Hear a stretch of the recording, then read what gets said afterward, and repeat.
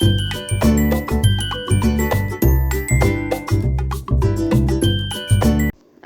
वालेकुम my friends, कैसे हैं आप लोग। उम्मीद है सब खैरियत से होंगे और सब ठीक होंगे।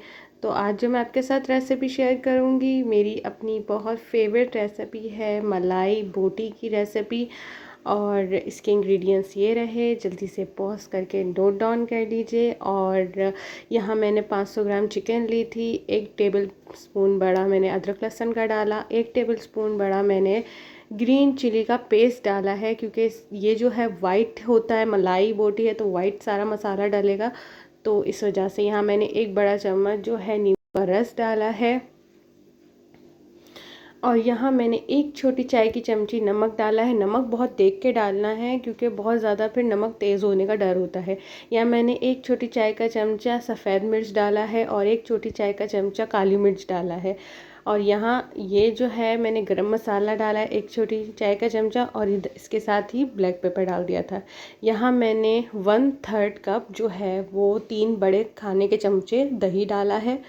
और ये मेरे 4th कप जो है वो 2 बड़े खाने के चम्मच आराम से आपके ये मलाई मैंने इसमें डाल दी है। मलाई थोड़ी सी ज़्यादा रखी है, क्योंकि मैं इसका सॉस बनाऊंगी। अगर आप सॉस नहीं बनाएंगे, डायरेक्ट मैरिनेट करके इसको फ्राई या इसको सीखों पे सेकेंगे, तो इसको फिर आप ज़्यादा मलाई आप इसमें नहीं डालिएगा। मैंने थोड़ी सी मलाई ज़्यादा डाली है, आप 1 चम्मच भी इसमें डाल सकते हैं। तो इसको मैं मैरिनेट करने के लिए रख दूँगी। 30 मिनट का रेस्ट देना है, इससे ज़्यादा रेस्ट देने की ज़रूरत नहीं है, क्योंकि यहाँ पे चिकन जो है वो टेंडराइज्ड होती है। तो इसलिए मैंने टेंडराइज़र डाला भी नहीं है, उसको गलाने वाले के लिए जो पाउडर होता है वो मैंने डाला नहीं है इसीलिए। और नींबू डाला है तो नींबू अपना काम करता है। तो यहाँ मैं जो सीखे हैं वो प्रिपेयर करूँगी। अच्छा, यहाँ मैं आपको बता दूँ कि मैंने यहाँ पे मलाई बोटी किस तरीके से बनाई है। मैंने 2 टाइप की मलाई बोटी बनाई है। एक मैंने एयर फ्रायर में बनाया है, और दूसरा मैंने स्टोव पे चूल्हे पे जिस तरह से बनता है वैसे बनाया है। तो दोनों रेसिपीज़ बहुत इजी हैं। अगर आपके पास एयर फ्रायर है तो बहुत ज़बरदस्त, अगर आपके पास चूल्हा है तो और भी ज़बरदस्त, क्योंकि चूल्हा तो अमूमन आपके सबके घरों में होता ही होता है। एयर फ्रायर ये होता है कि किसी के हैं किसी के नहीं है। तो इस वजह से यहाँ पे मैंने एयर फ्रायर के हिसाब से ये मैं सीखे पे ये लगा रही हूँ। कुछ थोड़े से वेजीज़ रखे हुए थे तो मैंने काट लिए, वरना ऑप्शनल है, टोटली ऑप्शनल है। अगर आपके पास वेजीज़ हैं तो आप उसको स्क्वायर शेप में काट के आप उसको सीखों पे लगा सकते हैं, वरना नहीं है तो आप एडजस्ट ऐसे भी आप बोटीज़ हैं उनको आप ऐसे डाल सकते हैं। यह सिर्फ मैंने एक ज़रा शो के लिए मैंने इसको वेजीज़ डालें, टोटली ऑप्शनल है। ये सब मैंने अनियन डाली, फिर मैंने कैप्सिकम डाली, फिर मैंने अनियन डाली, फिर मैंने क्या कहते हैं कैरेट डाली, फिर अनियन डाली, फिर मैंने एक बोटी जो है वो लगाई। और इस तरह से मैंने 6 सीखें तैयार कर ली इसकी।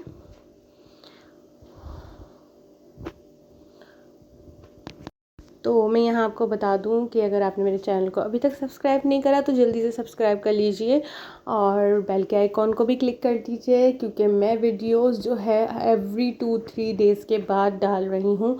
तो आप लोगों को जल्द से जल्द नोटिफिकेशन भी मिले, जिस तरीके से मैं वीडियो डालूँ उसी तरीके से आपको नोटिफिकेशन मिले।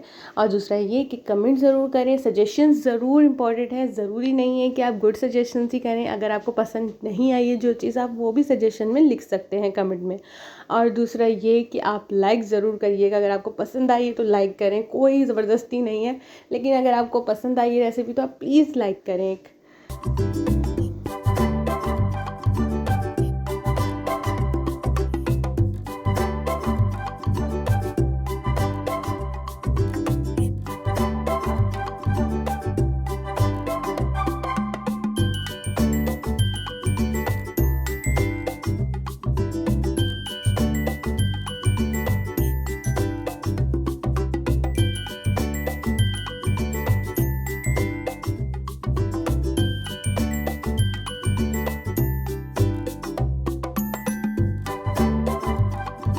तो यहाँ पे मैंने फटाफट इसकी सीखें बना ली हैं। मैंने यहाँ 5 सीखें बनाई हैं, उस वक्त मैंने समझी थी 6 हैं, 6 नहीं है। यहाँ पे मैंने 5-6 जो हैं वो रेडी करी हैं।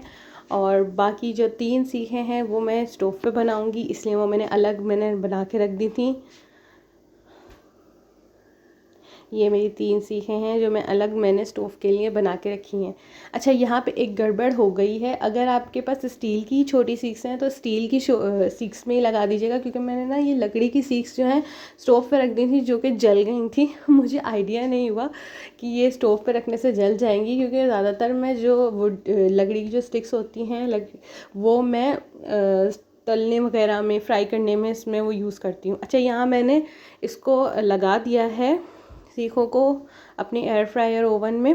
अब मैं इसके टाइमिंग सेट करूँगी 180 डिग्री पे। मैं 30 मिनट्स पे इसको पकाऊंगी, और साथ में इसका जो राउंड सिस्टम है वो भी ऑन करूँगी, ताकि वो राउंड राउंड होता रहे और पक के बहुत ज़बरदस्त रेडी हो जाएगा। अच्छा, इसका सिस्टम जो है वो आप ग्रिल्डर में भी यूज़ कर सकते हैं, जो ओवन ग्रिल जो होता है ओवन, उसमें भी आप यूज़ कर सकते हैं। ज़रूरी नहीं है कि ये एयर फ्रायर का वो है, ये आप ओवन में भी इस्तेमाल कर सकते हैं। 180 डिग्री पर 30 मिनट्स पे आप इसको आराम से ग्रिल वाली पोजीशन जो होती है उसमें राउंड एंड राउंड में रख सकते हैं। वो घूमता रहेगा। यहाँ मैंने जो है वो ग्रिल जो वो होती है, इसको क्या बोलते हैं मुझे समझ नहीं आ रहा कि अभी याद नहीं आ रहा सिर्फ क्या बोलते हैं। तो इसमें मैंने रखा है चिकन के पीसेस को, और इसी में ही रखिएगा। इसमें चिकन जो है ना वो आपकी सेफ़ रहेगी, इधर उधर नहीं होगी। और इसको मैंने क्लोज़ करके लॉक कर दिया। इसमें लॉक भी आता है करने के लिए। हाँ, इसको मैंने लॉक कर दिया है। अच्छा, अभी जो है ना आँच थोड़ी सी तेज़ मैंने रखी है, तो इसकी वजह से मैंने यहाँ पे थोड़ा ऊंचा करने के लिए वो रखा है स्टैंड। और अब मैं इसको सेकूंगी। हल्की आंच मैंने रखी है, हल्की से थोड़ी सी उठी हुई रखी है। ज़्यादा मैंने हल्की नहीं करी और ज़्यादा मैंने तेज़ नहीं करी, क्योंकि ज़्यादा तेज़ करूँगी तो जो बोटियाँ हैं वो अंदर से कच्ची रह जाएंगी, ऊपर से जल जाएंगी। तो यहाँ थोड़ा सा मैं ऑयलिंग कर दूँगी, थोड़ा सा ग्रीसिंग कर दूँगी। ज़्यादा नहीं करना है, वो एकदम आग भड़कने लग जाती है। हल्का सा भी ऑयल गिरेगा चूल्हे पे तो वो आग भड़केगी, तो आग लगने का ख़तरा है। इसलिए बिल्कुल लाइट सा करना है और ज़्यादा नहीं करना। बस मैंने 2-3 कतरे ऐसे ऐसे टपका दिए थे, उसमें भी थोड़ा सा वो आग की तरह से उछला था, लेकिन ज़्यादा धुआं नहीं हुआ था। क्योंकि मैं अपार्टमेंट में रहती हूँ तो यहाँ थोड़ी सी वो है, ज़रा सा भी स्मोक आता है फ़ौरन बेल बजने लग जाती है। तो इस वजह से जो है वो थोड़ा सा मैंने इसमें रखा था और हल्की आंच पे ही इसको किया था। बहुत अच्छा हो गया था, बिल्कुल बारबेक्यू वाला लुक दे रहा था। यहाँ पे मैं अपना सॉस प्रिपेयर करूँगी। जो लेफ़्ट ओवर था, जो मैरिनेशन में मैंने यूज़ किया था और जो बच गया था, वो सॉस मैं बनाऊंगी। ये थोड़ा चीज़ी सा सॉस तैयार करने का मेरा प्लान है। अच्छा, एक और चीज़ है, अगर आपको जो है मलाई बोटी ग्रेवी वाली रखनी है तो आप इस सॉस को थोड़ा सा थिन भी रख सकती हैं। मैंने यहाँ पे थिक किया है और बिल्कुल पेस्ट टाइप का लेस वाला बना के रखा है, जैसे चीज़ी नहीं होती वैसे। तो अगर आप जो है वो इसको ग्रेवी टेक्सचर देना चाहें तो थोड़ा सा आप उसको पतला सा रखेंगे। ठीक है, यहाँ पे मैंने 2 चीज़ के स्लाइस डाले हैं।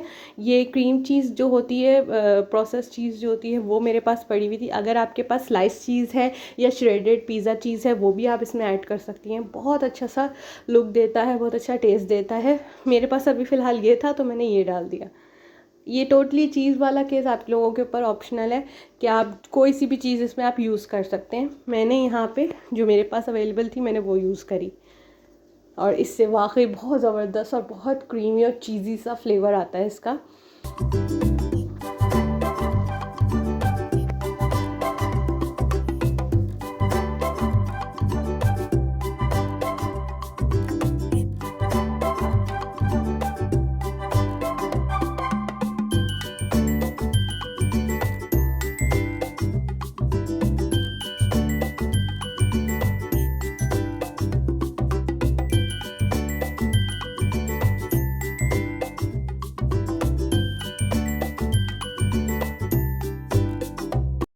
तो यहाँ पे मैं चेडर चीज़ जो है वो थोड़ी सी इसमें डालूँगी। ये मेरे पास स्ट्रेट चेडर चीज़ थी।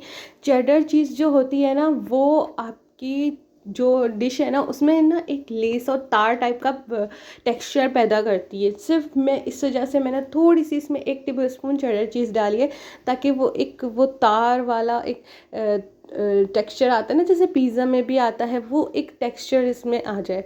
और वो आ भी गया था काफ़ी हद तक। तो यहाँ मेरी जो है चिकन बोटी जो है तवे की, वो तो रेडी हो गई है, और ये एयर फ्रायर से पहले ही हो गई है। और यहाँ मेरा एयर फ्रायर वाला भी चिकन बोटी जो है वो टिक्का बोटी रेडी हो चुका है। और इसको मैं निकाल लूँगी। मैं इस ओवन की इतनी दीवानी हूँ। ये एयर फ्रायर ओवन है, बहुत ज़बरदस्त है। इसमें आप हर तरह की चीज़ें वो कर सकते हैं, बहुत ज़बरदस्त चीज़ है। इसकी रेसिपीज़ मैं आपके साथ ज़रूर शेयर करूँगी मैं, क्योंकि इससे बहुत अच्छी डिफरेंट रेसिपीज़ मैंने लास्ट ईयर्स बनाई थी और मैंने सिर्फ ये गलती करी कि मैंने वीडियो शूट नहीं करी। लेकिन अब इंशाल्लाह मैं ज़रूर इसके साथ रेसिपीज़ मैं आपके ज़रूर शेयर करूँगी कि मैंने इसके साथ क्या क्या रेसिपीज़ बनाई थी। और ये हमारे टिक्का बोटी रेडी हो चुका है, मलाई टिक्का बोटी। Thank you for watching.